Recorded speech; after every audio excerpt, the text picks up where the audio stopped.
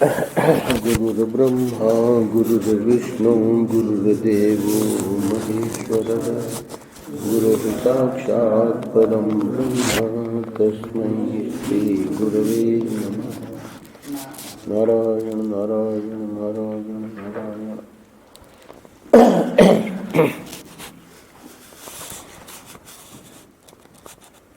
26 जनवरी कल थी।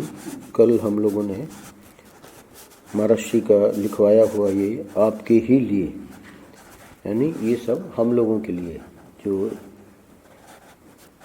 महर्षि ने बताया वो किसी और के लिए नहीं है, पढ़ने वाले के लिए। तो उसका प्रथम भाग कल पूरा हुआ। कल के महर्षि के लेखन में हमने देखा कि धर्मनिष्ठा हमारे जीवन में स्वभाव जो हमारा है उस स्वभाव में परिवर्तन भी करती है और स्वभाव का निर्माण भी, और साथ ही साथ जो देहा अभिमान है, देह का अभिमान है, देहावेश, तो देह के आवेश यानी अपने को हम जो शरीर मान रहे हैं, तो ठीक है, व्यवहार में तो शरीर ही मान के सब क्रियाएं होंगी, पर ये भी समझना जरूरी है कि शरीर तो ये तो खोल है। इसको तो जैसे कारपेंटर अपने औजारों को किसी में लपेट लेता है और जब काम करना होता है तो उनको खोल को निकाल कर और काम कर लेता है। तो ऐसे ही ये खोल तो जीव जो है यहीं छोड़ देता है। क्यों? जब उसकी आगे की यात्रा होती है तो ये खोल उस आगे की यात्रा के काम का नहीं। तो जो सूक्ष्म शरीर है उसके अभिमानी को जीव कहते हैं। सूक्ष्म शरीर स्थूल शरीर के साथ ये जो हमारा इस समय मनुष्य का जीवन है, तो उसमें जो भी शरीर मिला है, प्राणियों को अलग अलग शरीर मिले हैं, पशु हैं, पक्षी हैं, तो ये जो शरीर है स्थूल शरीर, वो अपना भोग पूरा होने पे और इस खोल को यहीं छोड़ के और आगे की यात्रा करते हैं। तो ये धर्म निष्ठा में ये भी पता लगेगा कि देहावेश जो है वो आवेश ठीक नहीं, उस आवेश में ही पाप कर्म आदि होते हैं। तो जब हम अपने को जीव मानेंगे तो इस बात को समझेंगे कि जो हमारे द्वारा गलत कर्म होंगे, पाप कर्म होंगे, तो भले हमारे पुण्य कर्मों के, पूर्व जन्म के पुण्य कर्मों के कारण इस जन्म में भले हमको कोई दुख आदि न भी आवे, पर वो जो पाप कर्म हो रहे हैं उसका फल हमको ये जो हमारा सूक्ष्म शरीर आगे जो यात्रा करेगा, तो उसमें अगर अच्छे कर्म हैं, पुण्य कर्म हैं, तो स्वर्ग आदि की प्राप्ति होगी, और अगर पाप कर्म है तो नरक आदि की। तो धर्म ने तो इतना बड़ा काम कर दिया कि हमको गलत कर्मों से, गलत कर्म करने से रोक दिया और अच्छे पुण्य कर्म करने की प्रेरणा दी। अब महर्षि ने बताया कि चूंकि हर व्यक्ति संवेदनशील है, तो तुरंत ही कोई भी घटना से वो प्रिय अप्रिय का संबंध बना लेता है। तो ये प्रियता अप्रियता ही राग द्वेष के जननी है, और ये राग द्वेष भले शुरू में राग का पता न लगे, पर दोनों ही अंत में राग भी और द्वेष भी जलन यानी कि व्यक्ति को दुखी करते हैं।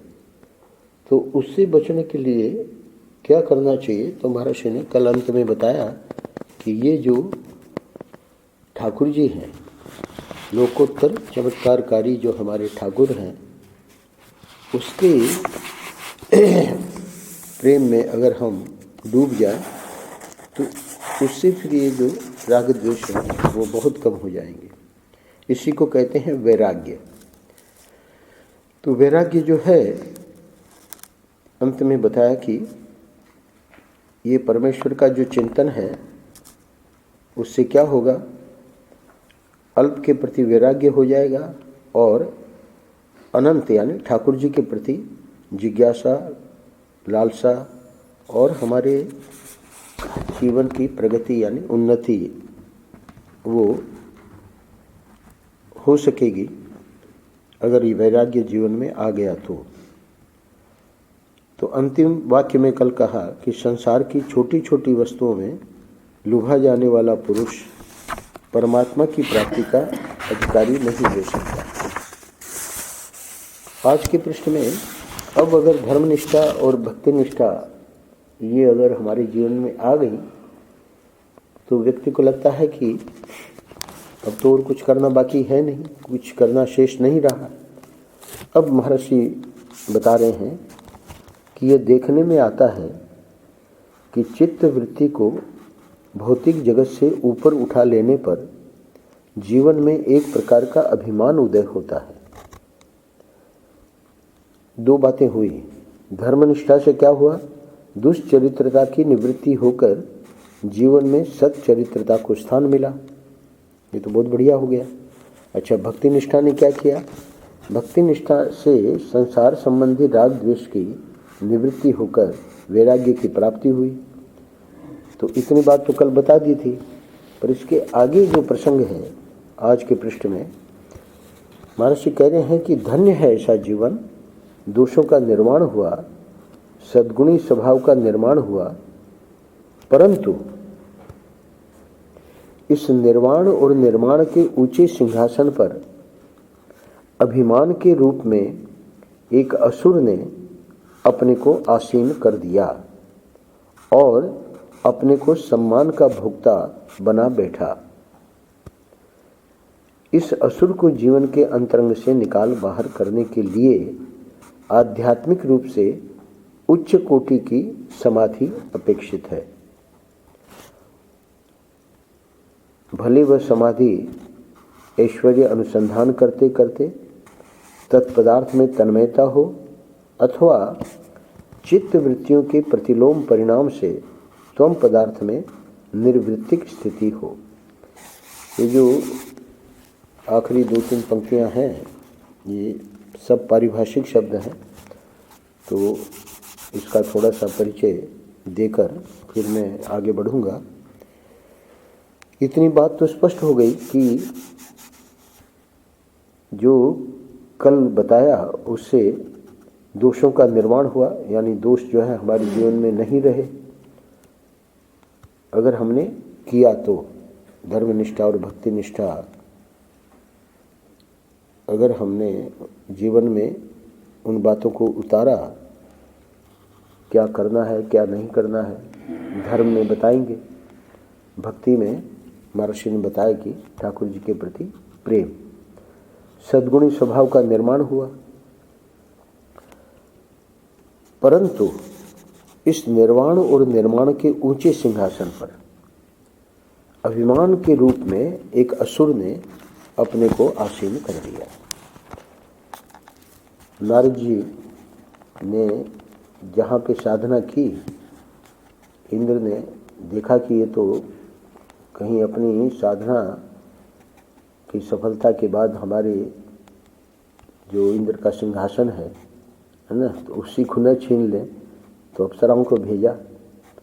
तो नारद जी नहीं, उनको अप्सराओं के आने से भी नाचने से भी कोई काम वृत्ति जागृत नहीं हुई। और ये तो भगवान शंकर को भी ऐसा हुआ, पर भगवान शंकर ने तीसरा नेत्र खोल के और कामदेव को भस्म कर दिया। तो नारद जी ने अपने चित्त को देखा कि क्रोध भी नहीं आया। तो ये जो काम और क्रोध पे विजय मैंने पाली है ऐसा समझ के, और जब भगवान शंकर के पास गए बताने के लिए, तो आप लोगों को पता है कथा, शंकर जी ने यही कहा कि और तो सब ठीक है पर भगवान विष्णु को नहीं बताना।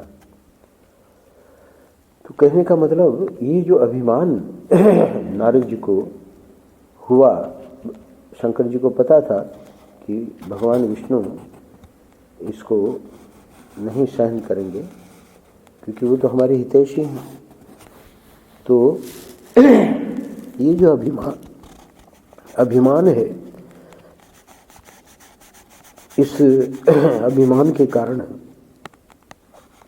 क्या होता है, इसको महर्षि ने यहाँ असुर का रूपक दिया। तो असुर का रूपक इसलिए दिया कि इससे फिर सम्मान का भोक्ता व्यक्ति बन बैठता है।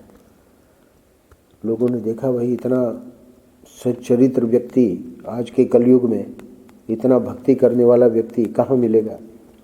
तो लोग जो है प्रशंसा करते हैं, भेंट पूजा करते हैं। अब वो जो सम्मान मिल रहा है उसका भोक्ता जब बन बैठेगा तो वही गलती हो गई। तो इसलिए कह रहे हैं कि इस असुर को जीवन के अंतरंग से निकाल बाहर करने के लिए उपाय बता रहे महर्षि। वो उपाय क्या है? आध्यात्मिक रूप से उच्च कोटि की समाधि अपेक्षित है। इसका क्या अर्थ हुआ कि जब तक हम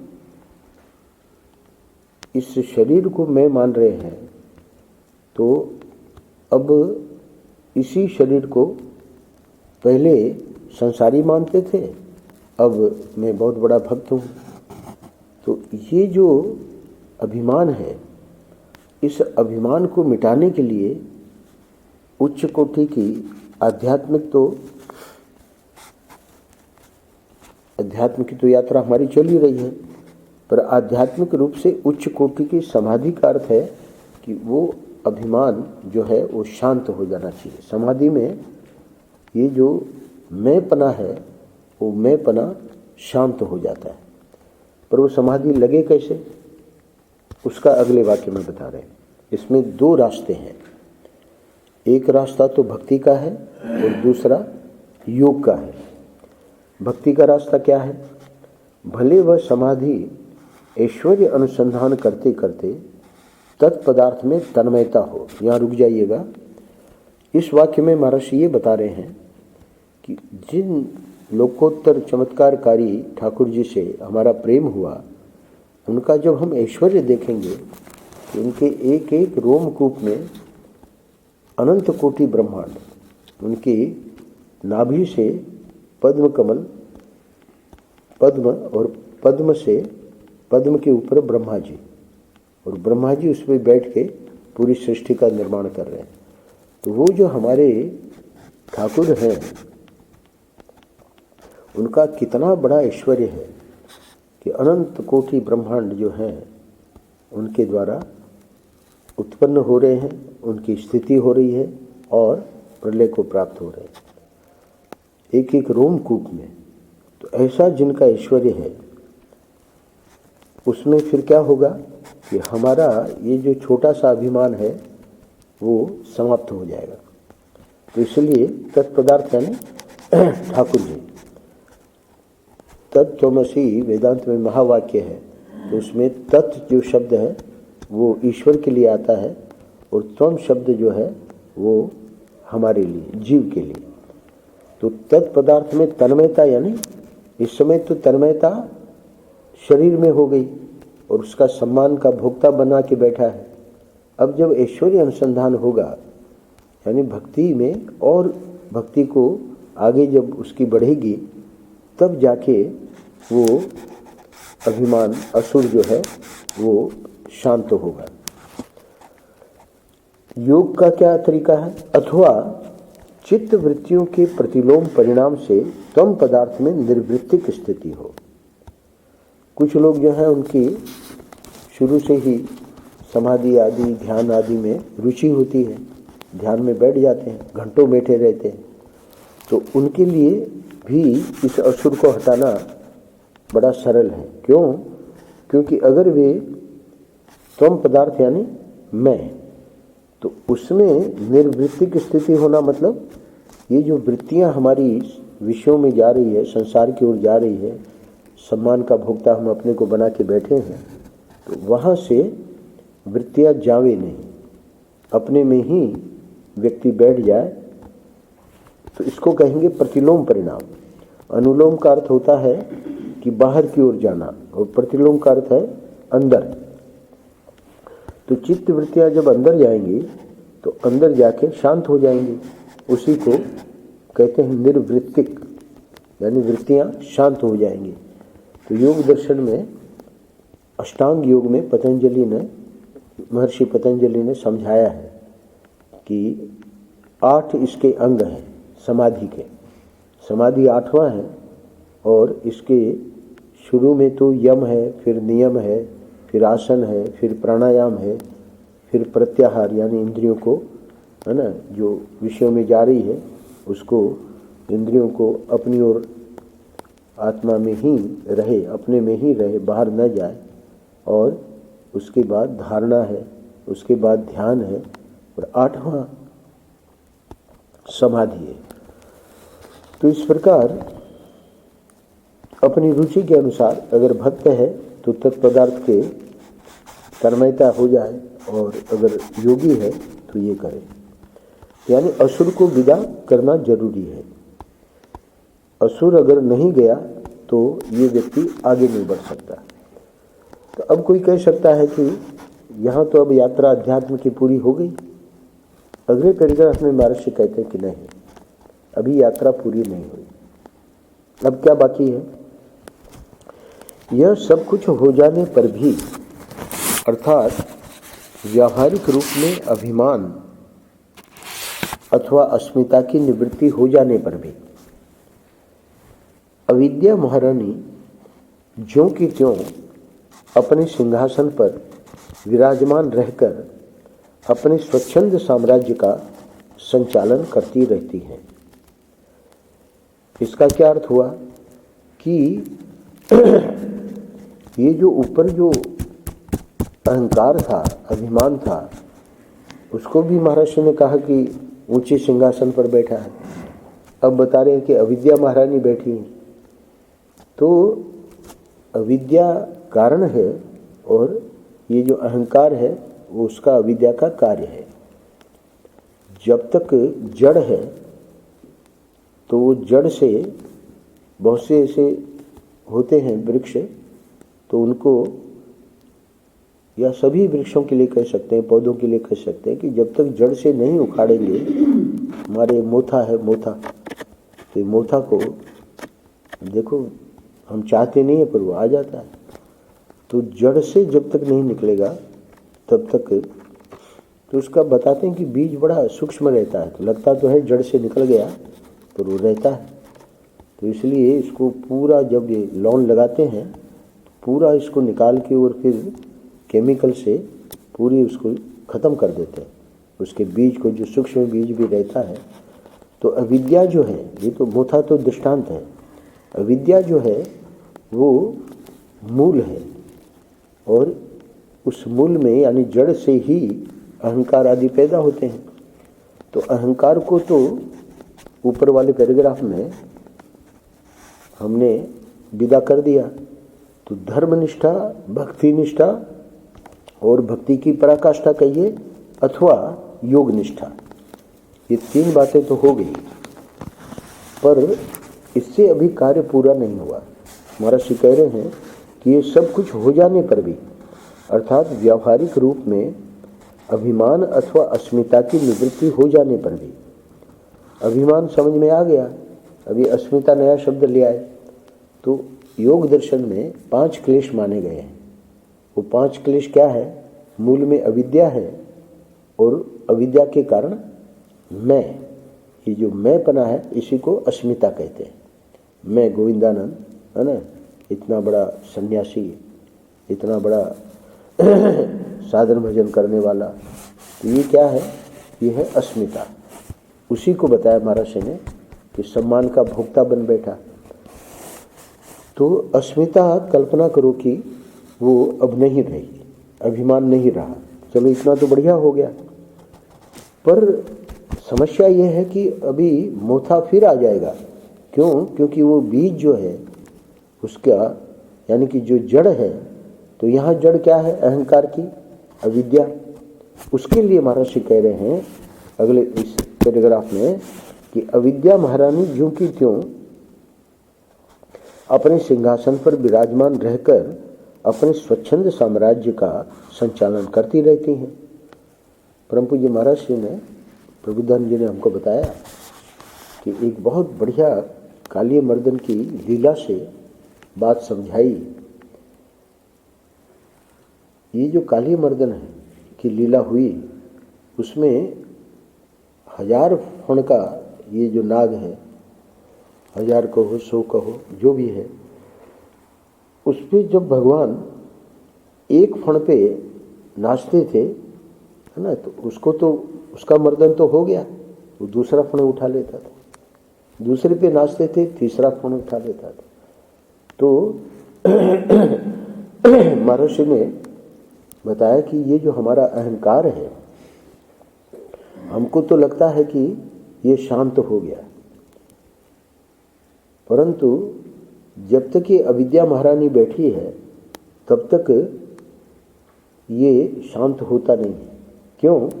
क्योंकि दूसरा फण इतना सूक्ष्म है ये अहंकार कि सम्मान का भोक्ता तो अब नहीं रहा, पर और कोई दूसरी प्रक्रिया चालू कर दी। तो ये अनेक रूपों में ये अहंकार सूक्ष्मता में रहता है।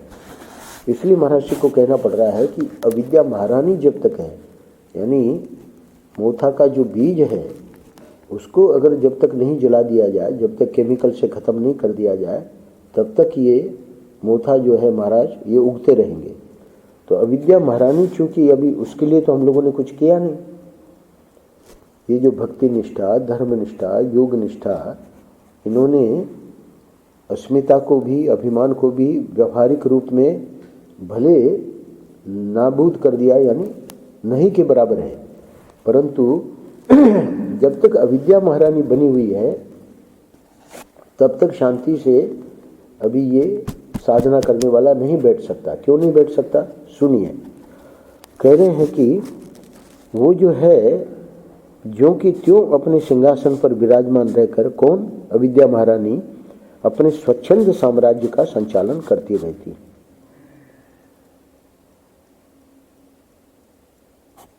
हमारे स्वामी हंसानंद जी आए थे,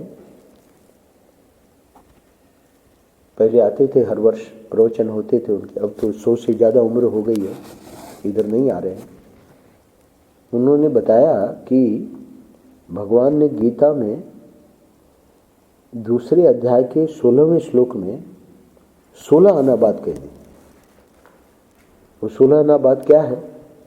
ना सतो विद्यते भावो ना भावो विद्यते सतः, उभयोरपि दृष्टवन्तस् त्वनयोस् तत्वदर्शी भी।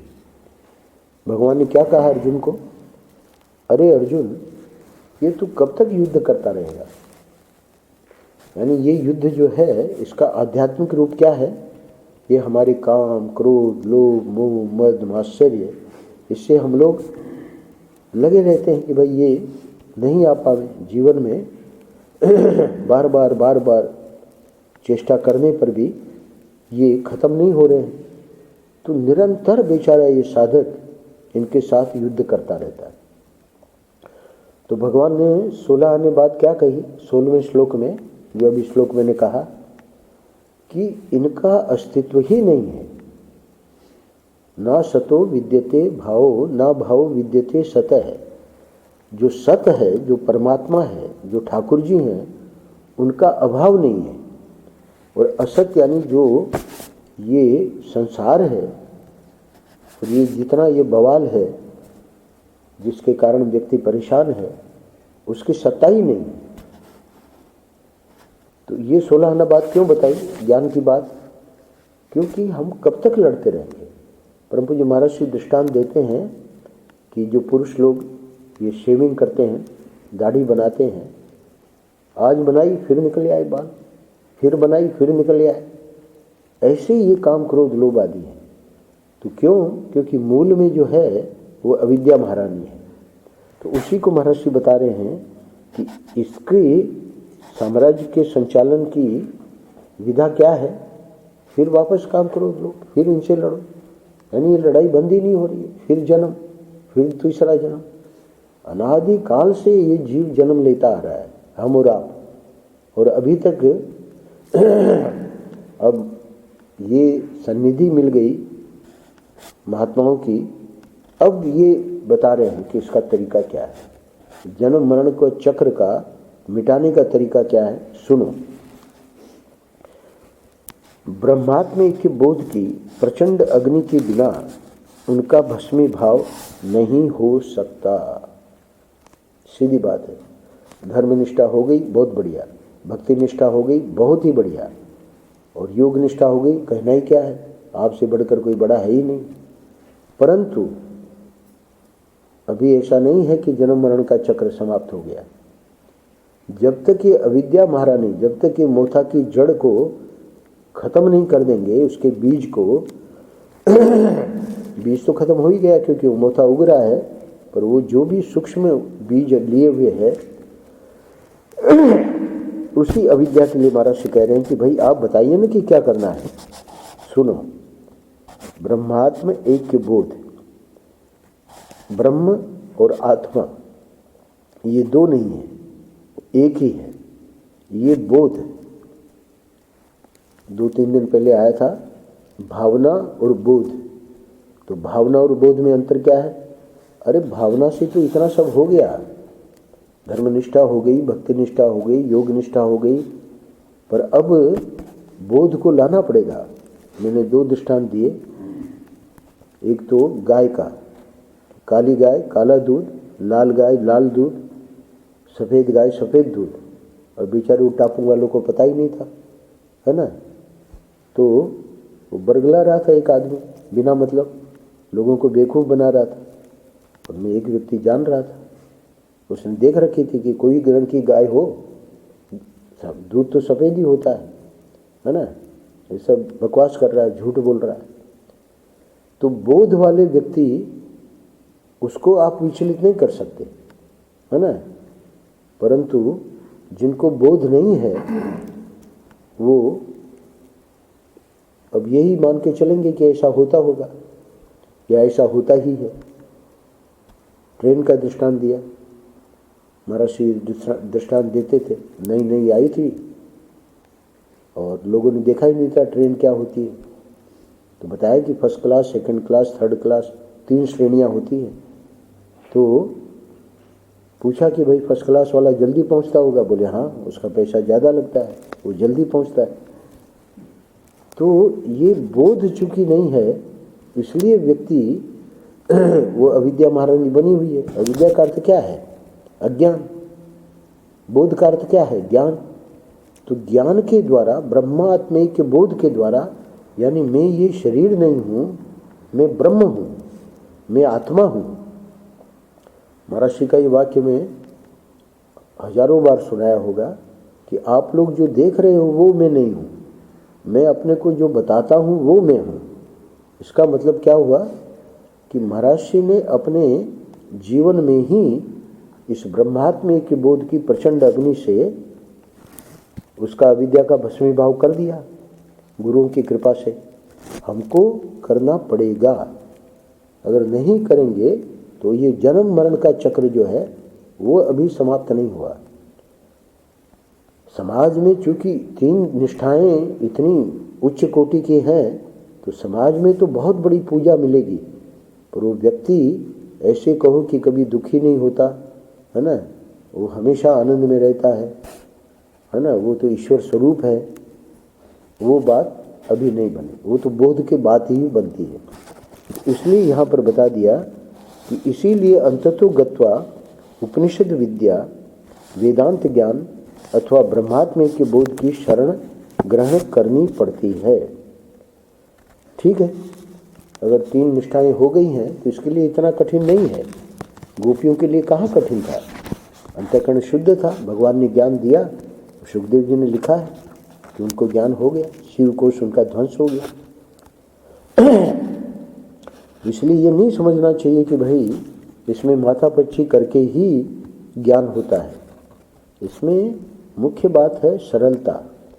ये जो कुटिलता है अपने जीवन की, वही इसमें प्रतिबंध है।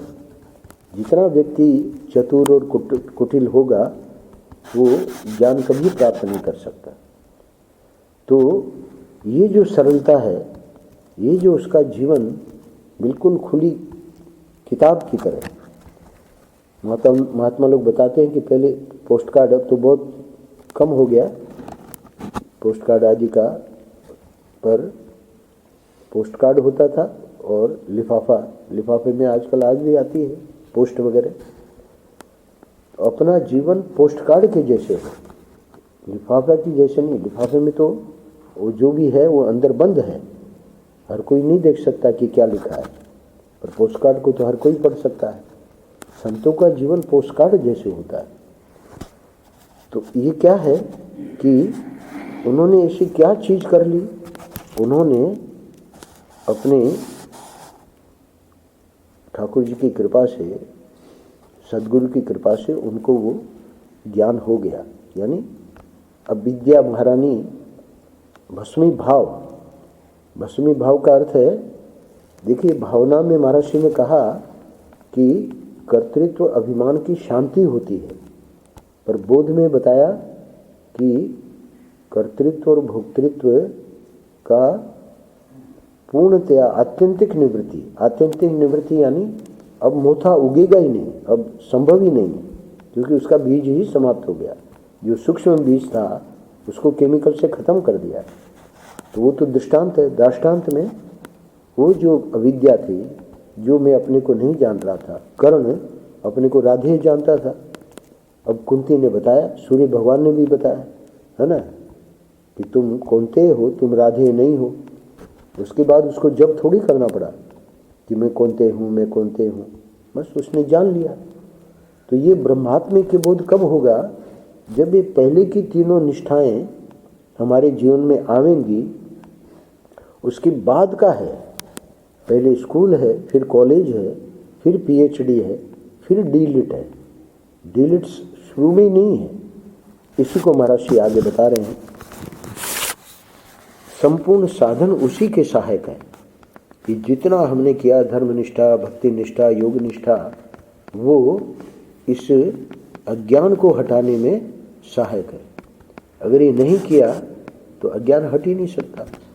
बुद्धि से व्यक्ति समझ लेगा, बहुत मेधावी है, समझा भी देगा, पर अनुभव में नहीं है।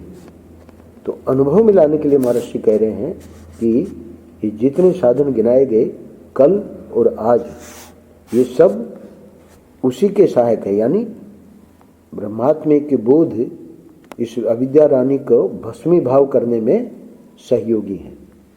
इसीलिए गोपियों का झट से हो गया।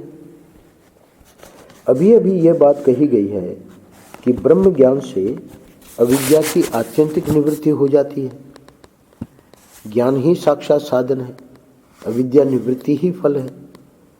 तो हम लोग क्रम से आए और ये जो चौथा यानी वेदांत का ज्ञान है, ये 4 नंबर पे है। पहले धर्मनिष्ठा, फिर भक्ति निष्ठा, फिर योग निष्ठा, या भक्ति की उच्च स्थिति कह सकते हैं, क्योंकि वहाँ 2 बातें बताई महर्षि ने। सब योग कर पाएंगे ये संभव नहीं है, तो भक्ति की जो ऐश्वर्य अनुसंधान में भी उसका काम बन जाएगा। पर जो चौथी चीज़ बताई वो महर्षि कह रहे हैं कि कोई ये न समझे कि भाई चौथी चीज़ पहले कर लेंगे। 4 रोटी खा के हमारा पेट भरता है। हमारे तिवारी जी कहें कि स्वामी जी ये चौथी रोटी आपको दे देते हैं, 3 रोटी खाने की जरूरत ही नहीं, तो वो तो मूर्खता है ना। तो ऐसे ही पेड़ काटना है, 100 चोट लगाई तो 100वीं चोट में 2 टुकड़े हो गए। अब कहीं पहली बार ही 100वीं चोट लगा देते, 99वीं चोट लगाने की जरूरत क्या थी। ये तो हम लोग समझ जाएंगे दृष्टांत तो, पर यहाँ क्या करते हैं, यहाँ सीधे ही वेदांत कर लो। धर्म निष्ठा, भक्ति निष्ठा, योग निष्ठा, इतना लंबा बवाल करने की जरूरत क्या है, महर्षि बता रहे हैं। अभी अभी ये बात कही गई है कि ब्रह्म ज्ञान से अविद्या की आत्यंतिक निवृत्ति हो जाती है। ज्ञान ही साक्षात साधन है, अविद्या निवृत्ति ही फल है। ये तो बताया ऊपर के पैराग्राफ में। सावधान, महर्षि सावधान कर रहे हैं। क्या सावधान कर रहे हैं? परंतु इसका अर्थ ये नहीं है कि कर्म, भक्ति अथवा योग साधन ही नहीं है। 3 रोटी खाने की जरूरत ही नहीं है, चौथी खा लो। आप देख चुके हैं कि चरित्र की पवित्रता और अंतःकरण की शुद्धि के लिए वे कितने उपयोगी हैं। वेदांत जो है वो ये सब चरित्र की, है ना, पवित्रता और अंतःकरण की शुद्धि नहीं करेगा। चरित्र की पवित्रता, अंतःकरण की शुद्धि तो उन पूर्व के साधनों से ही होगी। वेदांत जो है, ज्ञान जो है, वो तो अज्ञान को नाश करेगा। केमिकल जो है वो तो मोथा की उसको बीज को खत्म करेगा, है ना। तो पदार्थ शोधन में भी उपरोक्त साधन स्वाभाविक रीति से क्रमशः स्थूल सूक्ष्म भ्रांति की परतों को हटाते हैं। इस वाक्य में ज़्यादा विस्तार में नहीं जाएंगे, 36 मिनट हो गई है, तो इतना ही समझना काफ़ी है कि वो जो पूर्व के साधन गिनाए उसी से गोपियों का इतनी ऊंची स्थिति आ गई थी। इन साधनों के अनुष्ठान कौन से? कर्म, भक्ति और योग। इन साधनों के अनुष्ठान और अभ्यास का सर्वोत्तम लाभ तो यह है कि वे जिज्ञासु के जीवन में सहज स्वभाव बनकर बैठ जाते हैं। यहाँ रुक जाइएगा। अब ये जो साधन किए गए तो उसके लिए तो कितना अभ्यास करना पड़ा, भक्ति के लिए, धर्म के अनुष्ठान के लिए, योग के लिए। तो अब जब करते रहे तो रामकृष्ण परमहंस कहते हैं कि जो एक्सपर्ट डांसर होती है ना, उसकी विशेषता ही यह है कि उसका जो कदम है वो कदम गलत पड़ता ही नहीं है, क्योंकि कितना वर्षों का अभ्यास है। और जो सीख रही है वो सीख रही है, सीखने वाली कितनी गलतियां होती हैं। तो ये तो जो है उसका स्वभाव बन जाएगा। किसका? जिसने वर्षों इसका 3 साधनों का अनुष्ठान किया है। तो ये सर्वोत्तम लाभ है कि जीवन में सहज स्वभाव बन गया, है ना। इसलिए कबीर कहते हैं, सोवत बैठत पड़े उताने, कहे कबीर हम वही ठिकाने। वही ठिकाने का मतलब हम तो हमेशा ठाकुर जी में ही रमते हैं, चाहे सो रहे हों, चाहे बैठ रहे हों, चाहे पड़े उताने उल्टे पड़े हों, है ना। संत कहते हैं, आँख न मूंदू कांद न रोंधू, हंस हंस रूप निहारू। देखिए ध्यान करने वाले को कितना आँख बंद करके ध्यान करो, है ना। बाहर से कोई विक्षेप ना आवे, कान बंद कर लो, थेपी लगा लेते हैं कान में। आँख न मूंदू कान न रोंधू, हंस हंस रूप निहारू। सहज स्वभाव हो गया। अब वो साधक नहीं है, अब तो वो सिद्ध हो गया। तो कैसे सिद्ध हुआ? कर्म, भक्ति और योग की साधना से। पर वो सिद्धि अब पूर्ण हो गई किससे? ब्रह्मात्मा के बोध से। अब यानी कोई विचलित नहीं कर सकता। अब भावना नहीं है, अब बोध हो गया। अब कोई उसको बरगला दे ये संभव नहीं है, क्योंकि वो जान रहा है कि मैं ही परमात्मा हूँ।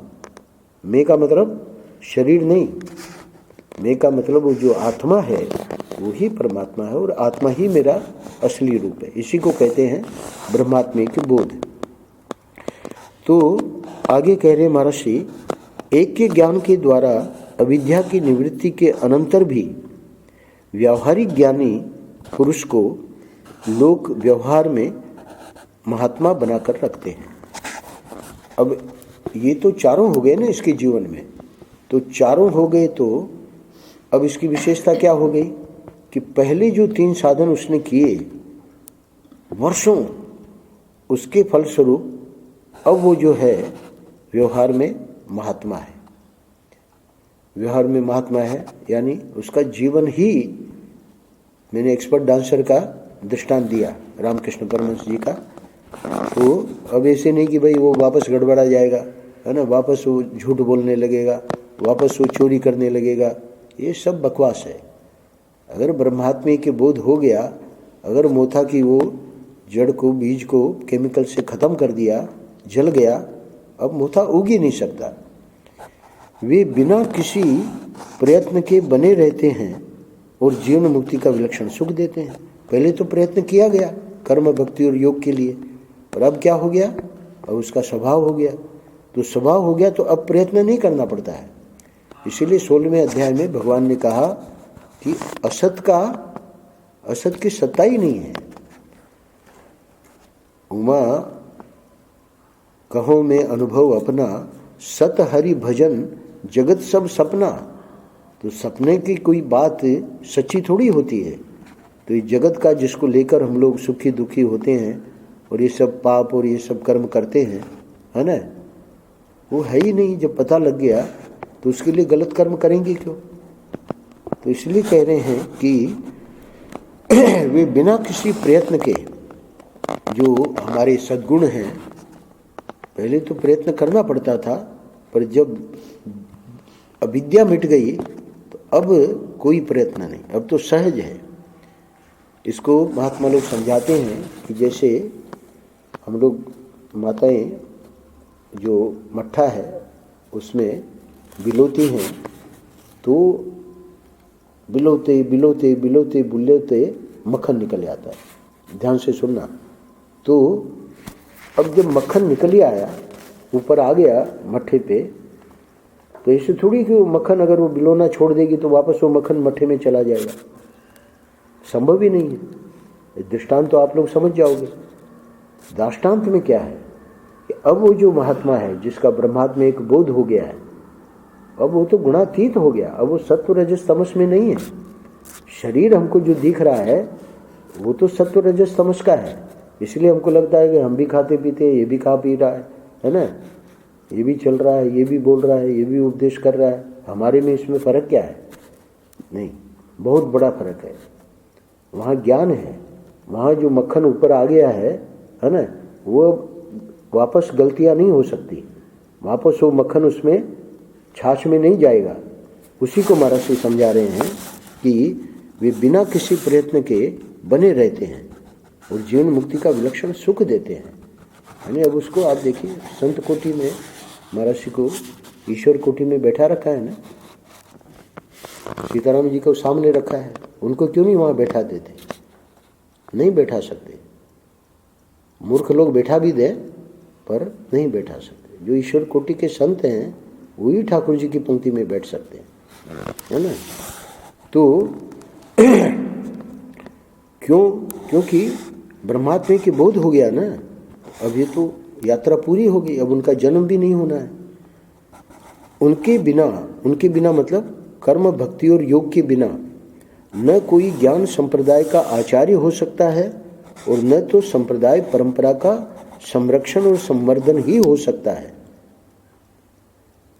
सीधी बात है। जो असली कार्य है वो कौन कर पाएंगे? आज रामानंदाचार्य जी की जयंती है ना। ऐसे ही रामानुजाचार्य, निम्बार्काचार्य, वल्लभाचार्य, है ना। महर्षि ने जयंतियाँ क्यों शुरू की? महर्षि को पता था कि इन सब महापुरुषों ने वो स्थिति प्राप्त की है। शंकराचार्य जी जो हैं वो इस पे ब्रह्मात्मा के बोध पे जोर देते हैं। क्यों? क्योंकि वैसी रुचि वाले लोग वो उसमें विचार के द्वारा उसको करते हैं। करेंगे तो सद्गुरु ही, ज्ञान तो सद्गुरु ही देंगे। पर बाकी भक्ति में जितने आचार्यों के मैंने नाम गिनाए, तो गोपियों का भी अभी मैंने 2-3 बार कहा, भगवान ने कर दिया। तो भक्तों के लिए वो अज्ञान जो है, भगवान ने 12वें अध्याय में कहा, तेषाम अहम समुद्धरता मृत्यु संसार सागरात, जिम्मा लिया। 10वें अध्याय में भी कहा, तेषाम एवानुकंपार्थम अहम अज्ञान जमतम है, मैं अज्ञान का नाश करता हूँ। यानी भक्त को कोई चिंता करने की जरूरत नहीं है। भक्त को वो केनोपनिषद की क्लास अटेंड करने की जरूरत नहीं है। उसको तो बस उसका जीवन तन्मय हो जाए भक्ति में। संसार की कोई वैल्यू नहीं है भक्त की दृष्टि से, है ना। तो ये वैराग्य जो है भक्त का, वो कोई मामूली नहीं है, वो तो वेदांतियों से बढ़कर है। तो इसलिए महर्षि कह रहे हैं कि उनके बिना, यानी भक्ति, कर्म, भक्ति और योग की साधना के बिना न कोई ज्ञान संप्रदाय का आचार्य हो सकता है और न तो संप्रदाय परंपरा का संरक्षण और संवर्धन ही हो सकता है। अरे संप्रदाय परंपरा का संरक्षण और संवर्धन कब होगा? जब उस व्यक्ति का जीवन होना चाहिए ना।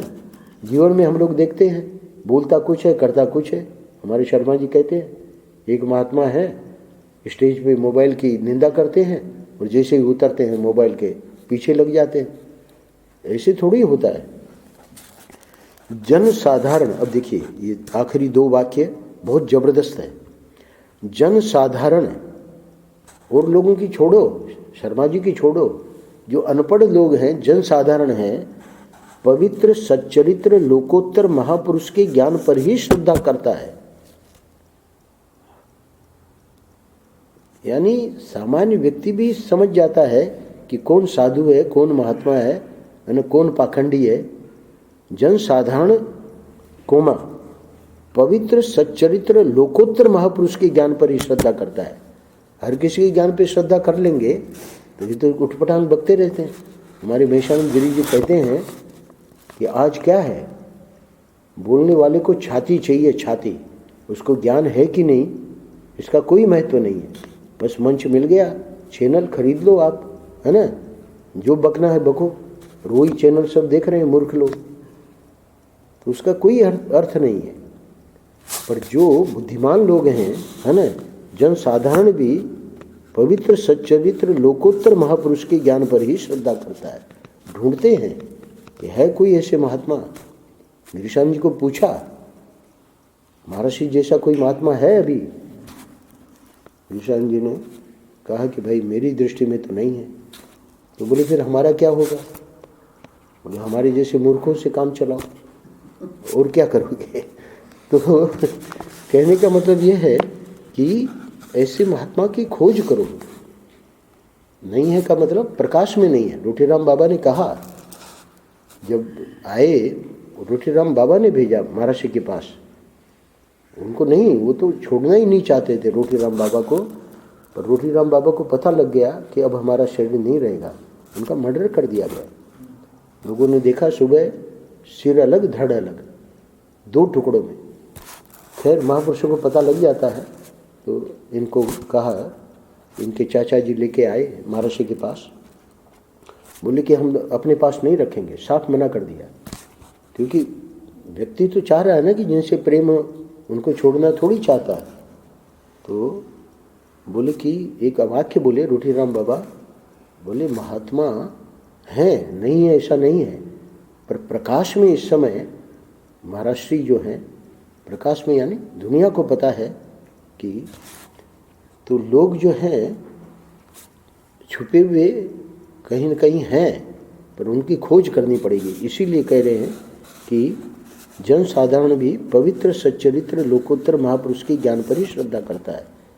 वैसे महापुरुष नहीं है तो चलो दूसरों को मान ले, जो समझ में आता है कि भाई हमारे से आगे बढ़े हुए हैं, उनमें श्रद्धा करते हैं। उससे भी कल्याण तो होता ही है। 8वीं 10वीं कक्षा का विद्यार्थी अपने छोटे भाई, है ना, जो दूसरी में है या पहली में है, उसको पढ़ा देता है। तो वैसे ही जो साधना में हमारे से आगे हैं, उससे हम लोग लाभ ले सकते हैं। स्वामी राम सुखदास जी ने कहा है कि वैसे संत कहाँ खोजने जाएंगे, पर अपना काम तो शुरू करें। अंत में कहते हैं उसके बिना मतलब कर्म, भक्ति और योग, ये जो 3 साधन जो बताए पहले, धर्मनिष्ठा, भक्ति निष्ठा, योग निष्ठा, उसके बिना ज्ञान भी श्रद्धा भाजन नहीं होता। हम हैं, बड़ी बड़ी वेदांत की बातें करते हैं, है ना, पर न तो कोई निष्काम कर्म है, या अपने जीवन में कभी किया ही नहीं, किसी की सेवा ही नहीं की, है ना, भक्ति है ही नहीं, और योग वो भी नहीं है। इनके बिना वो जो जन साधारण है वो देखेंगे कि महात्मा जी वेदांत तो बड़ा बक लेते हैं, है ना, और जीवन में तो ठन पाल है। तो इसलिए कह रहे हैं कि उसके बिना ज्ञान भी श्रद्धा भाजन नहीं होता। नारायण नारायण नारायण नारायण। श्री राम जय राम।